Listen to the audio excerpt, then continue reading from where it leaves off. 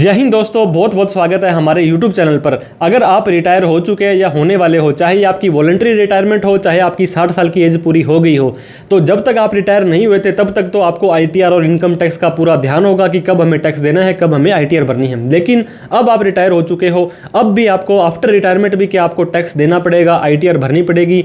अगर इस वीडियो के लास्ट तक आप बने रहते हैं तो आपके सारे के सारे डाउट क्लियर हो जाने वाले हैं। तो मेक श्योर इस वीडियो के लास्ट तक बने रहें। अभी तक हमें सब्सक्राइब नहीं किया है तो सब्सक्राइब कर लें। तो देर ना करते हुए चलिए दोस्तों वीडियो को स्टार्ट करते हैं।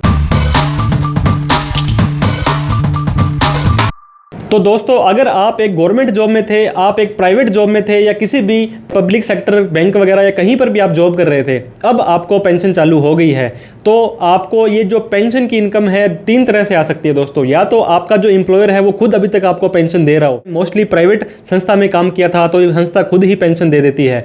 इसके अलावा अगर आपने किसी सरकारी संस्था में काम किया था तो ये जो पेंशन है ये बैंक के थ्रू आती थी पिछले साल तक तो, लेकिन इस साल से गवर्नमेंट ने central pension distribution monitoring cell बना दिया है। मतलब सारी की सारी जो आपकी पेंशन है ये सेल देखता है और यही देता है। तो अगर आपकी इन तीनों में से कहीं से भी पेंशन आती है, अगर आपकी कैश के अंदर पेंशन वैसे मिलने की चांसेस दोस्तों ना के बराबर होते हैं, अगर वो भी आती है तब भी आपके सारे के सारे डाउट इस वीडियो में क्लियर हो जाएंगे। अब हम यहाँ पे 2 लिमिट डिस्कस करने वाले हैं। पहली लिमिट के बारे में बता दूं, ITR यानी कि इनकम टैक्स रिटर्न भरनी कब जरूरी है।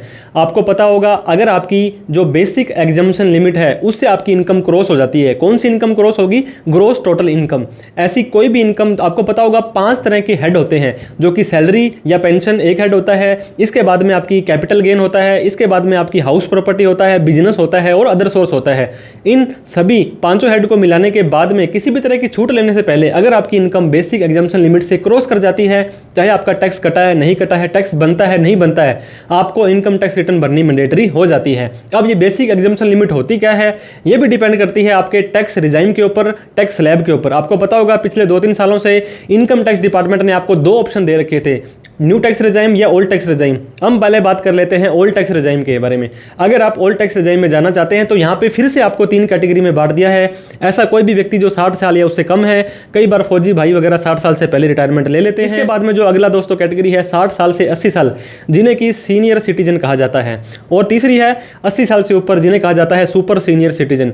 अगर आपको पेंशन की इनकम आ रही है और आपकी उम्र 60 साल से कम है और आप ओल्ड टैक्स रिजाइम में जाते हैं तो 2.5 लाख से ऊपर आपकी इनकम होने पर आपको ITR भरनी मैंडेटरी है। अगर आपकी एज 60 साल से 80 साल है, जो कि सीनियर सिटीजन होते हैं, और आपकी ओवरऑल इनकम, सारी की सारी इनकम को मिलाने के बाद किसी भी तरह की छूट, ATC, LIC वगैरह लेने से पहले अगर आपकी इनकम 3 लाख से ज़्यादा चली जाती है और आप ओल्ड टैक्स रिजाइम में जाते हो तो ITR भरनी मैंडेटरी है। इसी के साथ में अगर आपकी एज 80 साल से ज़्यादा है, जो कि सुपर सीनियर सिटीजन होते हैं, उनकी अगर 5 लाख से ज़्यादा ग्रॉस टोटल इनकम है तो आपको ITR भरनी पड़ेगी। तो मैं उम्मीद करता हूँ ओल्ड टैक्स रिजाइम में आपको ITR भरने की जो लिमिट है बिना किसी छूट से 2.5 लाख, 3 लाख या 5 लाख है।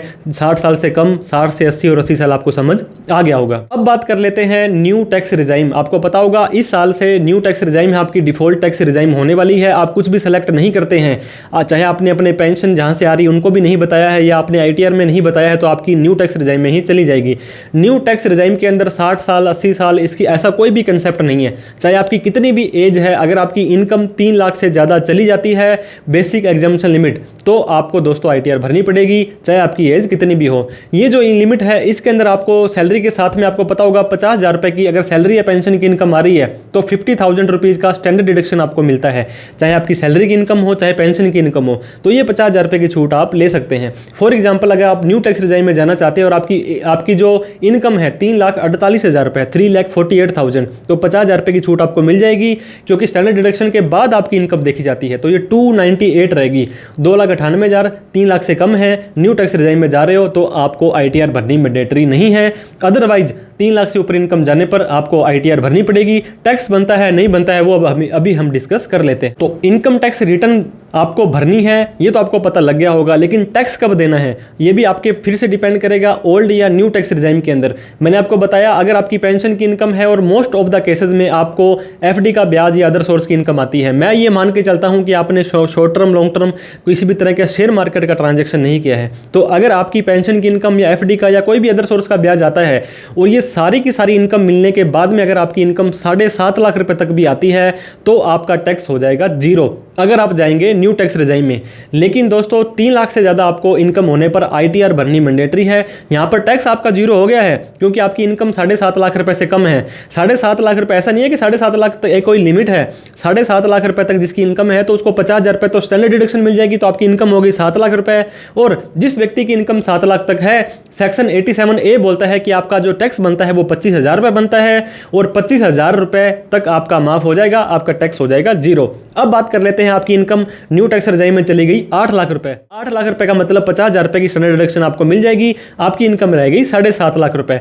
इस 7.5 लाख रुपए पर आपको न्यू टैक्स रेजाइम में टैक्स स्लैब के हिसाब से टैक्स देना पड़ेगा, जो कि 3 लाख रुपए तक जीरो टैक्स होता है। 3 लाख से 6 लाख पर होता है आपका 5%, 6 लाख से 9 लाख पर होता है 10%, 9 लाख से 12 लाख पर 15%, 12 लाख से 15 लाख पर 20% और 15 लाख से अगर आपकी ऊपर इनकम चली जाती है तो 30% टैक्स देना है। तो हमारे इस केस में अगर आपकी इनकम 7.5 लाख रुपए है तो 3 से 6 पर आपको 5% टैक्स देना पड़ेगा और 6 से 7 पर आपको देना पड़ेगा 10%, जो कि 10,000 और 15,000 25,000 के अप्रोक्सीमेटली हो जाता है। अगर आपका 25,000 रुपए तक का टैक्स बनता है तो सारा का सारा माफ हो जाएगा, अदरवाइज आपको टैक्स देना पड़ जाएगा।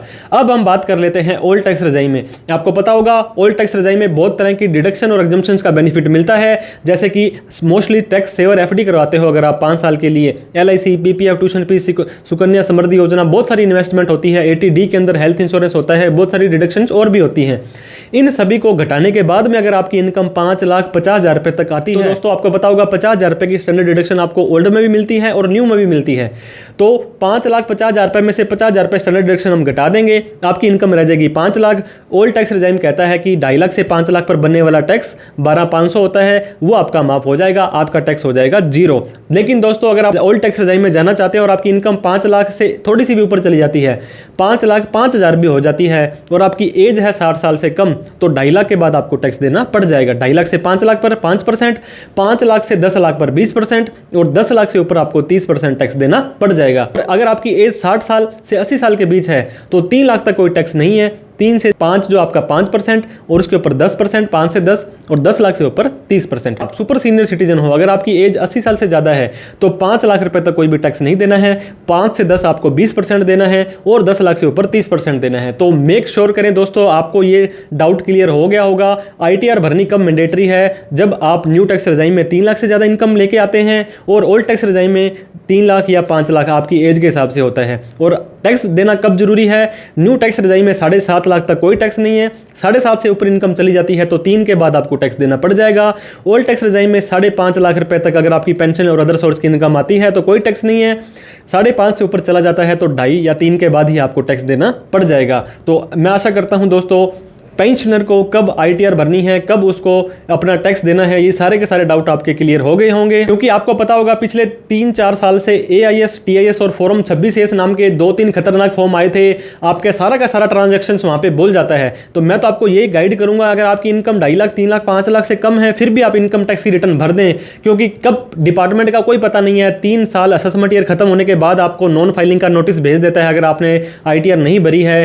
148 के अंदर आपका केस खोल सकते हैं और बहुत सारी दिक्कतों सामना करना पड़ सकता है, क्योंकि आप ऑलरेडी रिटायर हैं, आपके पास में इतना टाइम नहीं होता है, आपके पास इतनी एनर्जी नहीं होती है कि आप डिपार्टमेंट से फाइट कर पाएं। तो आप हम हमारे चैनल्स पर भी बहुत सारी वीडियोस डालते रहते हैं कि आपको कब अपनी इनकम टैक्स की रिटर्न भरनी है, कैसे भरनी है।